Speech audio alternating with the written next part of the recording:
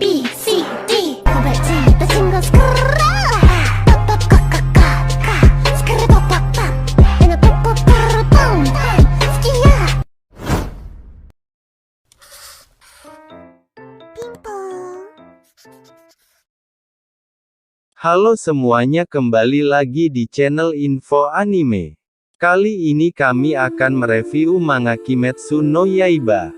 Mungkin sebagian dari kalian pasti sudah tahu alur ceritanya, tapi pasti ada juga yang belum baca manganya, makanya itu kami ingin membahas gimana kelanjutan dari cerita Kimetsu no Yaiba. Setelah Kimetsu no Yaiba season 2 berakhir beberapa hari yang lalu, mungkin kalian penasaran dengan kelanjutan kisah Tanjiro dan kawan-kawan setelah mengalahkan iblis bulan atas ke-6. Tapi sebelum itu pastikan kalian sudah subscribe channel ini, agar kami semangat buat videonya. Jika sudah, mari kita mulai kisahnya. Kisah ini dimulai di chapter 98. Kisah dimulai di mana anggota iblis bulan atas dikumpulkan di suatu dimensi tanpa batas. Terdengar suara petikan biwa yang menandakan bahwa ada masalah besar. Terlihat ada sebuah pot dengan kepala yang sedang menyapa Akaza. Ya, dia adalah iblis bulan atas kelima yang bernama Gyoko. Gyoko berkata, "Akaza, kau terlihat murung. Bagaimana kabarmu setelah 90 tahun? Mengetahui bahwa kau mungkin saja mati membuat hatiku kebahas. Uhuk-uhuk membuat hatiku dipenuhi rasa sakit." Di sisi lain, tepatnya di atas tangga terdapat iblis yang mengatakan bahwa Gyoko lupa caranya berhitung. Dia adalah iblis bulan atas keempat Hantengu. Hantengu melanjutkan kata-katanya, "Sudah 113 tahun, kita tidak dipanggil ke tempat ini." Angka yang terpisahkan, angka ganjil, memang mengerikan. Kemudian Akaza bertanya kepada wanita biwa di mana Muzan sama apa dia belum datang. Wanita biwa pun menjawab pertanyaan Akaza bahwa Muzan sama belum datang. Dan Akaza pun bertanya lagi kalau begitu di mana iblis bulan atas pertama, tidak mungkin dia sudah mati. Tiba-tiba ada sosok yang merangkul Akaza dari belakang. Dia adalah iblis bulan atas kedua yang bernama Douma.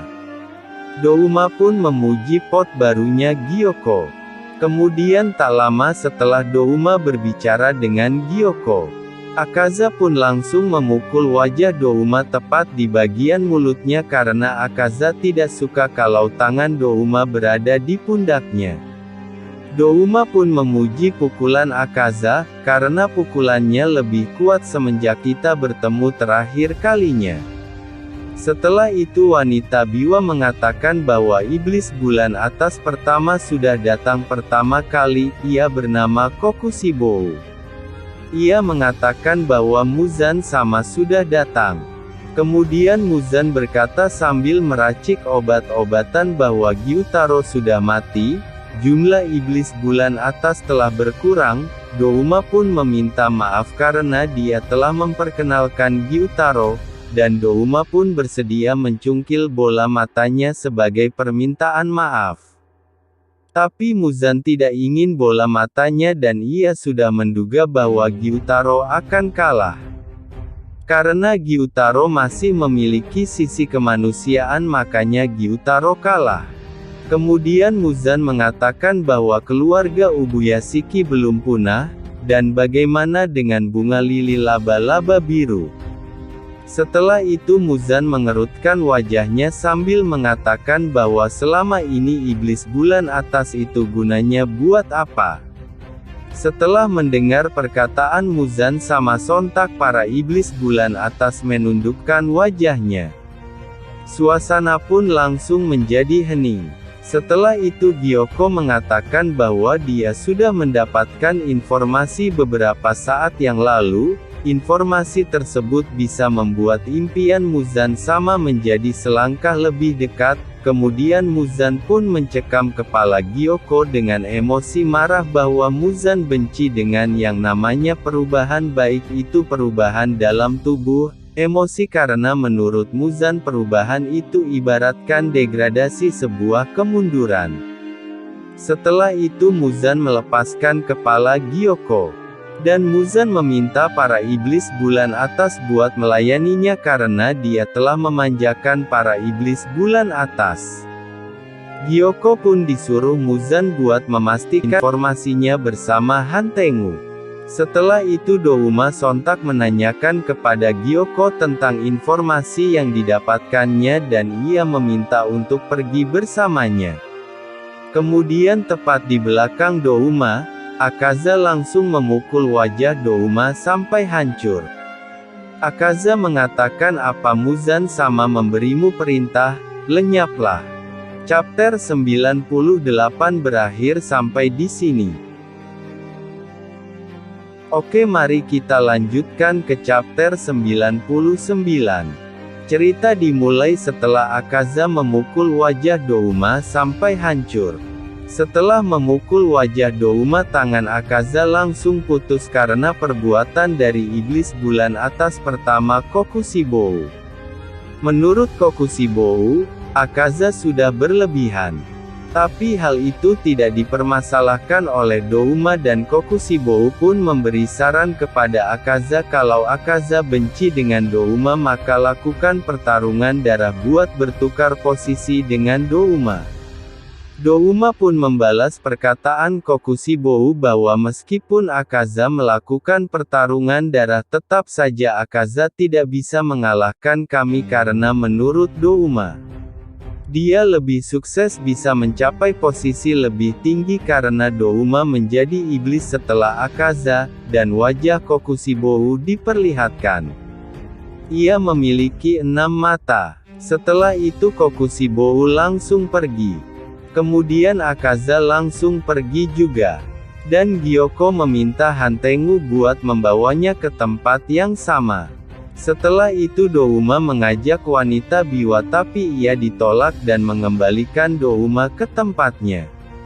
Dan flashback pun dimulai di mana saat itu ada seorang laki-laki yang sedang duduk di luar. Di belakang pria itu ada seorang wanita yang sedang tidur. Tak lama kemudian ada orang yang membawakan makanan dan minuman. Dan ternyata pria tersebut sedang menggendong seorang bayi.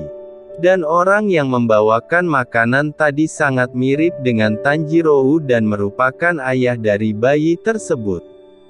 Ia meminta maaf karena harus menjaga bayinya. Tapi pria tersebut tidak mempermasalahkannya. Setelah menghabiskan makanan, pria tersebut berencana buat melanjutkan perjalanannya, karena dia tidak bisa makan secara gratis. Tapi orang yang mirip Tanjiro mengatakan bahwa kalau tidak ada dia pasti aku dan anakku tidak ada di sini sekarang. Kalau bisa ceritakan tentangmu buat generasi selanjutnya, tapi hal itu ditolak oleh pria tersebut karena menurutnya tidak perlu. Sebelum pergi dia mengucapkan mereka yang ahli akan selalu menemukan jalan menuju tempat yang sama, meskipun waktu telah berubah, meskipun mereka mengambil jalan yang berbeda untuk mencapai hal itu, mereka akan selalu mencapai tempat yang sama. Kau sepertinya melihatku sebagai manusia yang spesial, tapi itu tidaklah benar. Aku tidak bisa melindungi satu hal pun yang berharga bagiku, aku tidak bisa meraih apa yang harusnya bisa kuraih dalam hidupku, aku hanyalah manusia yang tidak berharga. Dan kembali ke waktu sekarang di mana itu hanyalah mimpi Tanjiro. Terlihat Tanjiro sedang dirawat di rumah kupu-kupu milik Shinobu Kocho. Setelah Tanjiro sadar ia mengatakan di mana ini dan Kanao menjelaskan bahwa sejak pertarungan itu Tanjiro tidak sadarkan diri selama 2 bulan. Dan cerita pun berakhir sampai di sini. Mungkin sampai sini dulu saja cerita. Jika kalian suka jangan lupa klik like dan subscribe agar kami semangat buat melanjutkan cerita Kimetsu no Yaiba. Kalau ada kata-kata yang kurang pas atau tidak enak didengar kami meminta maaf. Sampai jumpa di video selanjutnya.